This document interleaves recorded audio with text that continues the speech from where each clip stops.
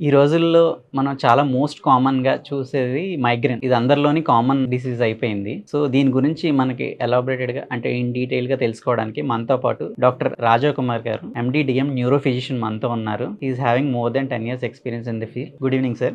Good evening. Good evening. Sir అసల migraine అంటే ఏంటి సార్? లైక్ అది ఎందుకొస్తుంది? సో మైగ్రేన్‌కి, హెడ్‌ఏక్‌కి అసలు డిఫరెన్స్ ఏంటి? సో నార్మల్‌గా వచ్చే హెడ్‌ఏక్‌కి, మైగ్రేన్‌కి డిఫరెన్స్ ఏంటి అంటే, మైగ్రేన్ అనేది హెడ్‌ఏక్‌తో పాటు కొన్ని అసోసియేటెడ్ కండిషన్స్ ఉంటాయి. ఏమిటి అసోసియేటెడ్ కండిషన్స్? యూజువల్‌గా మైగ్రేన్ వచ్చినప్పుడు ఒక 3-4 నెలల నుంచి ప్రతి నెలలో ఒక 10-15 డేస్ హెడ్‌ఏక్ ఉంటుంది. వాళ్ళకి తలలో ఒక సగభాగం ఈ పార్శ్వం గాని, ఈ పార్శ్వం గాని ఒక సగభాగం నొప్పి రావటం. అది కూడా ఎలా స్టార్ట్ అవుతుందంటే ఒకేసారి అలా స్టార్ట్ అవ్వదు.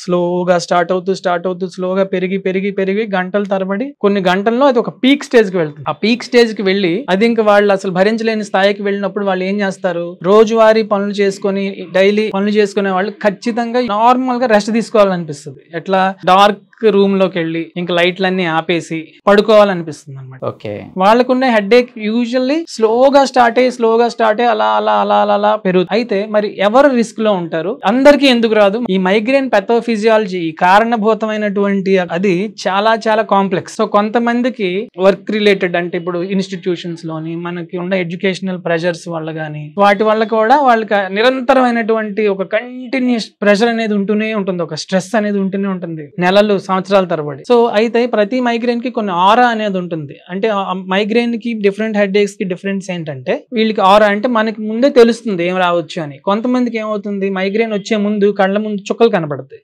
కొంతమందికి లైట్ ఫ్లాషెస్ లా కనబడతాయి, కొంతమందికి వాళ్ళ చూపులో ఒకవైపు అంతా బ్లాక్ అయిపోతుంది, స్కోటోమా అంటాం.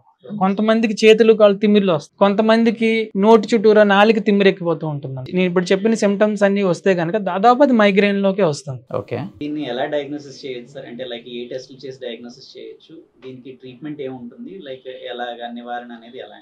సో మైగ్రేన్ అనేది ఇందాకే మనం ప్రైమరీ హెడ్ఏక్ అని అనుకున్నాం. ప్రైమరీ హెడ్ఏక్ ఏంటంటే ఇందాక చెప్పినట్టు చాలా కాంప్లెక్స్ పెథోఫిజియలాజికల్ మెకానిజమ్స్ ఉంటాయి. నరము ద్వారా మరియు వెజల్ ద్వారా వచ్చిన ప్రాబ్లం అది. కాబట్టి అది మనకి ఎంఆర్ఐలు చేసిన నార్మల్ సిటీ స్కాన్స్ ఎంఆర్ఐస్ లో అసలు బయటపడదు. పెట్స్ చేసినా సరే, SPECT studies, blood vessel studies చేసిన, బ్లడ్ ఫ్లో స్టడీస్ చేస్తేనే బయటపడే ఛాన్సెస్ ఉంటాయి. కాబట్టి మైగ్రేన్ దాదాపుగా క్లినికల్ గా చేసిన డయాగ్నోసిస్ అంటే ఇవన్నీ అడుగుతారు, ఉన్నాయా, ఎంతసేపు వస్తుంది, కళ్ళ ముందు ఏమైనా కనిపిస్తున్నాయా, స్లోగా వచ్చి పెరుగుతుందా, ఒకవైపే వస్తుందా, వామిటింగ్ వస్తుందా, లైట్ చూస్తే ఇబ్బంది, నిద్రపోవాలనిపిస్తుందా, వీటితో మనకు మైగ్రేన్ అని చెప్పొచ్చు. అయితే చాలా మట్టుకు హెడేక్ అనేది 40% మెడికేషన్ అయితే 60% మన నాన్ ఫార్మకలాజికల్ థెరపీ, మన జాగ్రత్తలు, మన రాకుండా చూసుకునే నివారణ మార్గాలు. ఈ నివారణ మార్గాలు చాలా ఇంపార్టెంట్. ఎందుకంటే మళ్ళీ గుర్తుపెట్టుకోవాల్సింది, ఎప్పటికైనా సరే అత్యంత క్లిష్టమైనది హెడ్ఏక్, మైగ్రేన్ ట్రీట్ చేయటం. సో మందులు అనేవి అలా వెళ్లే కొద్దీ మందులు పనిచేయవు. కొంతమందికి ఇంకెంత ట్రీట్మెంట్కి వెళ్ళినా సరే పనిచేయవు, అలా అంత క్లిష్టమైంది మైగ్రేన్. సో నివారణ అనేది చాలా ముఖ్యం. దాని కంట్రోలే ఉంటుంది తప్ప క్యూర్ అనేది దాదాపు కష్టం అని చెప్పాను స్టార్టింగ్ లో. Okay.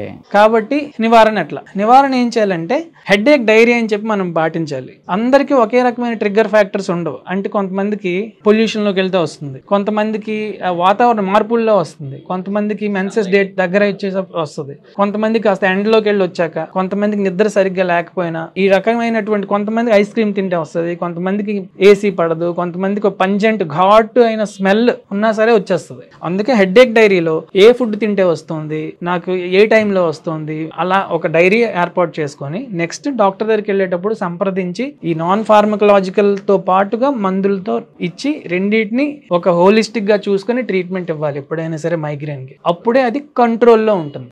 Thank you for patient listening అండి. సో మీకు ఎటువంటి సందేహాలు వచ్చినా సరే, లేదా న్యూరలాజికల్ ప్రాబ్లమ్స్ కి కానీ ఎటువంటి ప్రాబ్లం అయినా మీరు సంప్రదించాలని